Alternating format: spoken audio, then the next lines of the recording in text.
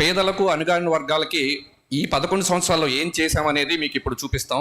మీరు చూస్తే కనుక గరీబ్ కళ్యాణ్ అన్న యోజన కింద దేశవ్యాప్తంగా 81 కోట్ల మందికి ఉచిత ఆహార ధాన్యాలు ప్రధాని శ్రీ నరేంద్ర మోదీ గారు అందిస్తున్నారు. అదే మన రాష్ట్రంలో చూసుకుంటే 2,64,00,000 మందికి నేరుగా ఆహార ధాన్యాలు ఉచితంగా ప్రధాని నరేంద్ర మోదీ గారు అందిస్తున్నారు. అలాగే ప్రధానమంత్రి స్వనిధి పథకం కింద 68 లక్షల మంది దేశవ్యాప్తంగా వీధి వ్యాపారులు ఎటువంటి హామీ లేకుండా రుణాలు పొందితే మన రాష్ట్రంలో 3.5 లక్షల పైగా స్వనిధి కింద మనకి ప్రధాని నరేంద్ర మోడీ గారి నుంచి ఈ పథకాన్ని లబ్ధిదారులుగా చేరారు. ముద్రా యోజన కింద 52.5 కోట్ల చిన్న వ్యాపారులు అంటే ఖాతాలకు రుణాలు అందించారు, సుమారుగా 32 లక్షల కోట్లు. అదే ఆంధ్రప్రదేశ్ రాష్ట్రంలో చూసుకుంటే 60 లక్షల ఖాతాలకి ముద్రా రుణాలు ఇవ్వడం జరిగింది, 80,000 కోట్ల రూపాయలు ముద్రా రుణాలుగా ఇవ్వడం జరిగింది.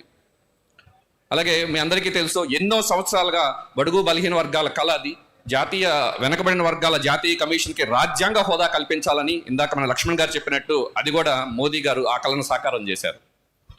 అలాగే ఇందాక మనకి లక్ష్మణ్ గారు ఒక మాట చెప్పారు, గతంలో ప్రధానమంత్రిగా పనిచేసిన రాజీవ్ గాంధీ గారు రూపాయి పంపిస్తే 15 పైసలు కిందకి వెళ్ళేదని చెప్పారు. కానీ నేడు నరేంద్ర మోడీ గారు వచ్చిన తర్వాత డైరెక్ట్ బెనిఫిట్ ట్రాన్స్ఫర్ ద్వారా మీరు చూస్తే నేరుగా పేదల ఖాతాల్లోకి నిధులు వెళ్ళిపోతున్నాయి.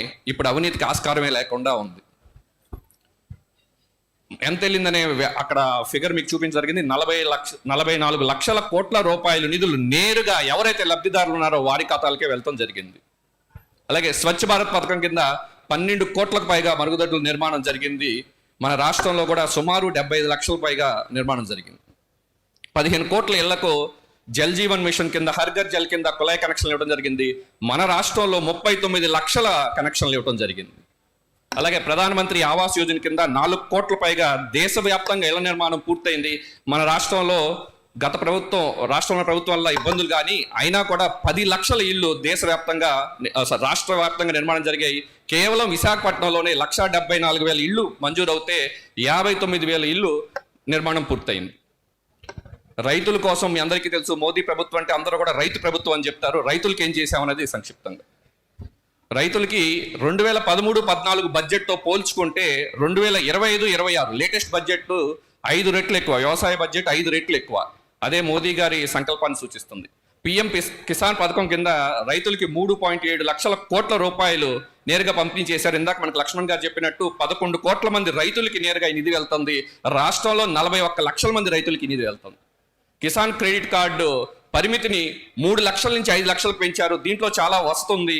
మీరు కనుక ఎన్ టైం పే చేస్తే మీకు పడే వడ్డీ 4%. 4% వడ్డీకి ఇండియాలో ఎక్కడ కూడా మీకు రుణం దొరకదు. కేవలం కిసాన్ క్రెడిట్ ద్వారానే వచ్చేది మీకు. మనకి దేశవ్యాప్తంగా 25 కోట్ల మంది లబ్ధిదారులు సాయిల్ హెల్త్ కార్డు పొందారు. ఇది సాయిల్ ప్రతిసారి టెస్ట్ చేసి తీసుకునేది. రాష్ట్రంలో సుమారు 2 కోట్ల సాయిల్ హెల్త్ కార్డులు ఇవ్వడం జరిగాయి. పిఎం ఫసల్ బీమా యోజన కింద కేవలం 2025-26 సంవత్సరంలోనే ఒక 1.75 lakh crores మనకి 1,75,000 కోట్లు ఇవ్వడం జరిగింది. అమృత్ తరం మోదీ గారు మొదటి నుంచి చెప్తున్నారు, స్వాతంత్రం సిద్ధించిన 70 సంవత్సరాల కాలం నుంచి అమృత కాలం, మన లక్ష్యం వికసిత భారత్. అది 2047 ఏదైతే 100 సంవత్సరాల స్వాతంత్రం పూర్తవుతుందో ఆనాటికి సాధించాలని. ఈ కాలంలో ఎవరైతే యువత ఉన్నారో వారిని వారు అమృత్ పీడి అంటున్నారు. జాతీయ న్యూ ఎడ్యుకేషన్ పాలసీ, మన నేషనల్ ఎడ్యుకేషన్ పాలసీ 30 సంవత్సరాల తర్వాత దేశంలో అమలు జరిగింది. అది కూడా మోదీ గారి చొరవతో. మోదీ గారు చేపట్టిన ఖేలో ఇండియా ఇలా అనేక కార్యక్రమాలతో మనకి టోక్యో, ప్యారిస్ పారా ఒలింపిక్స్లో 61 పథకాలు వచ్చాయి. ఇది ఇండియన్ స్పోర్ట్స్ హిస్టరీలో ఒక రికార్డు. అలాగే స్వాతంత్రం వచ్చిన తర్వాత స్థాపించిన ఐఐఎంలు, ఐఐటీలు ఎయిమ్స్ చూసుకుంటే మోదీ ప్రభుత్వం వచ్చిన తర్వాత స్థాపించిన ఎక్కువ 8 ఐఐఎంలు, 7 ఐఐటీలు అలాగే స్థాపించి మనకి ఇప్పుడు ఐఐఎంలు దేశవ్యాప్తంగా 21, ఐఐటీలు 23 ఉన్నాయి. అలాగే 490 కొత్త విశ్వవిద్యాలయాలు ఏర్పాటు చేయడం జరిగింది. మొత్తం మనకి 2045 వైద్య కళాశాలలు ఉంటే గతంలో ప్రభుత్వాలు ఆయుష్ పట్టించుకునేవి కాదు. కానీ మోదీ గారు వచ్చిన తర్వాత అలోపతి 780, డెంటల్ 323, 942 ఆయుష్ సంస్థలు ఏర్పాటైనాయి. పిఎం కౌశల్ వికాస్ యోజన కింద 1.6 కోట్ల మందికి నైపుణ్య శిక్షణ ఇవ్వడం జరిగింది. కేవలం విశాఖపట్నం మీ ముందు ఉంచుతాను. విశాఖపట్నంలో 19,750 మందికి శిక్షణ ఇస్తే 9,750 మందికి ఉద్యోగాలు వచ్చాయి. అలాగే ప్రపంచం మొత్తం మీద చంద్రుడి మీద దక్షిణ ధ్రువంపై కాలు మోపిన మొట్టమొదటి దేశం భారత్. అది కూడా మొదటి ప్రయత్నంలోనే సాధించింది. నారీ శక్తి మీరు చూశారు గత 2 రోజులుగా రాష్ట్రంలో అనేక జరుగుతున్నాయి. కానీ భారతీయ జనతా పార్టీలో మహిళామూర్తుల్ని దేవతామూర్తులుగా, స్త్రీమూర్తుల్ని మాతృమూర్తులుగా పరిగణిస్తారు. నారీ శక్తికి మోదీ గారు ఇచ్చిన ప్రాముఖ్యత మీరు గమనించవచ్చు. భారతదేశంలో గతంలో అందరికీ తెలుసు మహిళా నిష్పత్తి చాలా తక్కువగా ఉండేది. మోడీ గారు వచ్చిన తర్వాత ప్రతి 1000 మంది పురుషులకు ఇప్పుడు మహిళా నిష్పత్తి 1020 మంది ఉన్నారు. దీని సాయంత్రం మీ అందరికీ తెలుసు. సుకన్య సమృద్ధి యోజన, బేటీ పడావో బేటీ బచావో ఇవన్నీ కూడా కంట్రిబ్యూట్ చేశాయి. అలాగే ప్రధానమంత్రి మాతృవంద యోజన కింద సుమారు 4 కోట్ల మంది గర్భిణీలకు 18,593 కోట్లు ఇవ్వటం జరిగింది. అలాగే సుకన్య సమృద్ధి యోజన కింద 4.2 కోట్ల ఖాతాలు దేశవ్యాప్తంగా తెరవబడ్డాయి. ఉజ్వల పథకం ద్వారా 10 కోట్ల పైగా గ్యాస్ కనెక్షన్లు ఇచ్చారు. మన రాష్ట్రంలో 10 లక్షల వరకు కనెక్షన్లు ఇవ్వడం జరిగింది. ముద్రా లోన్లు 35.38 కోట్ల ముద్రా లోన్లు మహిళలకి, అంటే మనకిచ్చిన 52 కోట్ల లోన్లలో 68% మహిళలకే ఇవ్వడం జరిగింది. అలాగే ఇది ఇందాక చెప్పినట్టే మనకి గ్రామీణ ఆవాస్ యోజన, అలాగే ప్రధానమంత్రి ఆవాస్ యోజన అర్బన్ కింద కూడా ఇళ్లలో కూడా 73% మహిళలకే కేటాయించడం జరిగింది. స్వయం సహాయక బృందాలు, ఇది మీ అందరికీ తెలుసు, మన విశాఖపట్నంలో కూడా చాలా యాక్టివ్గా ఉన్నాయి. దీనికి 90 లక్షల స్వయం సహాయక బృందాల్లో 10 కోట్ల మంది మహిళలు దేశవ్యాప్తంగా కూడా వీటిలో సభ్యులుగా ఉన్నారు. దీనికి కూడా అతి తక్కువ వడ్డీకి కూడా ఇప్పుడు రుణాలు మోదీ ప్రభుత్వం వచ్చిన తర్వాత లభిస్తుంది. చట్టసభలో 33% రిజర్వేషన్ అనేది మహిళల కళ. ఆ కళను సాకారం చేసిన నాయకుడు మన ప్రధాని శ్రీ నరేంద్ర మోడీ గారు. మధ్యతరగతి ప్రజలకు అనేక వెసులుబాటు మోదీ గారు కల్పించారు. అది ఒక్కసారి చూద్దాం. ఒకప్పుడు 2 లక్షలు దాటితే ఇన్కమ్ ట్యాక్స్ ఉండేది కాంగ్రెస్ హయాంలో. ఇప్పుడు 12,75,000 రూపాయలు సంపాదించే వేతన జీవులు ఎవరికి కూడా ఆదాయ పన్ను కట్టకుండా మినహాయింపు ఈ బడ్జెట్తో మోదీ గారు కల్పించారు. అలాగే దేశంలో ఇప్పుడు 99.6% జిల్లాల్లో 5G కనెక్షన్లు అవుతున్నాయి. ప్రపంచం 5G పెడతానికి చాలా టైం తీసుకుంది, కానీ భారత్ కేవలం 22 నెలల్లోనే 99% కవరేజ్ తీసుకొచ్చింది. ఇప్పుడు ఫస్ట్ యూపీఐ ప్రైవేట్ పెట్టినప్పుడు అప్పటి కాంగ్రెస్ మినిస్టర్ చిదంబరం గారు, కాంగ్రెస్ నాయకుడు చిదంబరం గారు ఎగతాళి చేశారు. కానీ ఇప్పుడు చూస్తే మీకు 46 కోట్ల మంది ప్రజలు యూపీఐ వాడుతున్నారు. 6.5 కోట్ల మంది వ్యాపారులు దాని ద్వారా వ్యాపారం చేస్తున్నారు. గతంలో విమానయానం అంటే కేవలం సంపన్న వర్గాలకే పరిమితం అయి ఉండేది. ఉడాన్ పథకం ద్వారా మనకి 1.5 కోటి మంది విమాన సేవలు పొందే అవకాశం లభించింది. ఆరోగ్యం ఎంతో ముఖ్యమైనది. దానికోసం మోదీ ప్రభుత్వం చేసింది ఒకసారి చూద్దాం.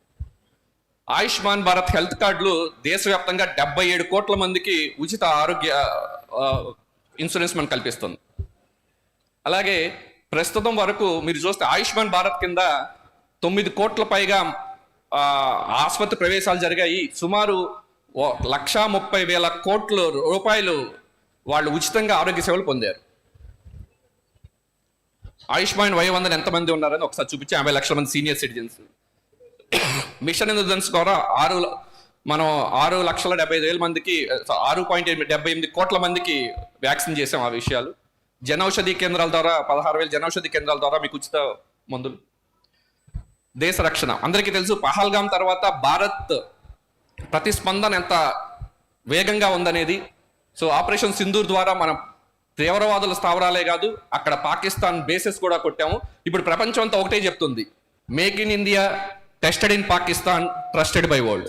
ఒకప్పుడు make in India, make in China ఉండే, కానీ ఇప్పుడు make in India tested in Pakistan trusted by world. ఇది ప్రస్తుతం ప్రపంచం అంతా మాట్లాడుకుంటుంది. మన రక్షణ ఎగుమతులు 23,000 కోట్లు పైగా వచ్చాయి. ఒకప్పుడు మనం దిగుమతి చేసుకునే వాళ్ళం, కానీ ఇప్పుడు మనం ఎగుమతులు చేస్తున్నాం. అందరికీ తెలుసు, సుడాన్లో చిక్కున్న 3,000 మందిని ఆపరేషన్ కావేరి ద్వారా, అలాగే మనకి ఉక్రెయిన్లో 23,000 మందిని ఆపరేషన్ గంగ ద్వారా తీసుకొచ్చాం. మన విశాఖపట్నంలో కూడా మనం ఉక్రెయిన్లో ఇరుక్కున్న వాళ్ళని తీసుకురావడం జరిగింది. అలాగే ఆర్టికల్ 370, 335A రద్దు చేయడం ద్వారా ఇప్పుడు జమ్మూ కాశ్మీర్లో ప్రశాంతత నెలకొందని మీ అందరికీ తెలుసు. దాన్ని మౌలిక సదుపాయాల కల్పన గురించి ఇందాక మన లక్ష్మణ్ గారు చెప్పారు, రోడ్లు ఎంత చేసాం అనేది పెడుతుంది. అలాగే ఇందాక మనకి లక్ష్మణ్ మార్గాల దేశం మాత్రం 6.3% నుంచి 6.8% అభివృద్ధి ఉంటుంది ఈ ఆర్థిక సంవత్సరంలో అని చెప్పి ప్రపంచ గణాంకాలు చెప్తున్నాయి. అలాగే మన ఎగుమతులు, ఎలక్ట్రానిక్ ఎగుమతులు కూడా $38 బిలియన్ అధిగమించి సరికొత్త రికార్డు సృష్టించాయి. అది మీ దృష్టికి తీసుకోవచ్చు.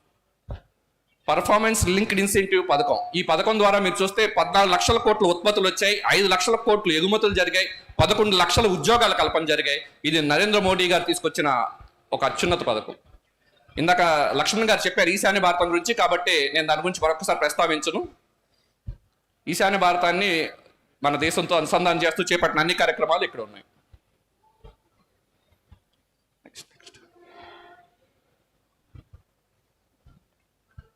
ఇది ఒక విషయం మీ ముందు వచ్చి నేను ముగిస్తాను. మన వికసిత్ బి ఆర్ విరాసత్ బి, మన జాతీయ సాంస్కృతిక పునర్వైభవం సాధించడమే కాదు, అభివృద్ధి, ఈ రెండు కూడా మోడీ గారు ముందుకు తీసుకెళ్తున్నారు. దాంట్లోనే మీ అందరికీ తెలుసు, ఎన్నో వందల సంవత్సరాల కల అయోధ్యలో భవ్యమైన రామాలయ మందిర నిర్మాణం జరిగింది, మనందరూ తెలుసు అది. అలాగే కాశీ మహాకాల్ కారిడార్ ప్రాజెక్టు కూడా మోడీ గారు అభివృద్ధి చేశారు. అలాగే గతంలో కేవలం 13 మన పురాతన వస్తువులు వెనక్కి తీసుకురావడం జరిగింది. కానీ నరేంద్ర మోడీ గారు ప్రభుత్వం వచ్చిన తర్వాత 642 మన కళాఖండాలు ఏదైతే అపహరించారో వాటిని తిరిగి తీసుకురావడం జరిగింది. అందుట్లో ముఖ్యమైనది అందరికీ తెలుసు, అన్నపూర్ణాదేవి విగ్రహం. మనందరం కాశీకి వెళ్తాం. కాశీ అసలు అన్నపూర్ణాదేవి విగ్రహాన్ని మోడీ గారు వచ్చిన తర్వాత తిరిగి తీసుకురావడం జరిగింది. దాంతోనే మన భారతీయ సంస్కృతి వైభవం కూడా తిరిగి వచ్చిందని చాలా మంది భావిస్తున్నారు.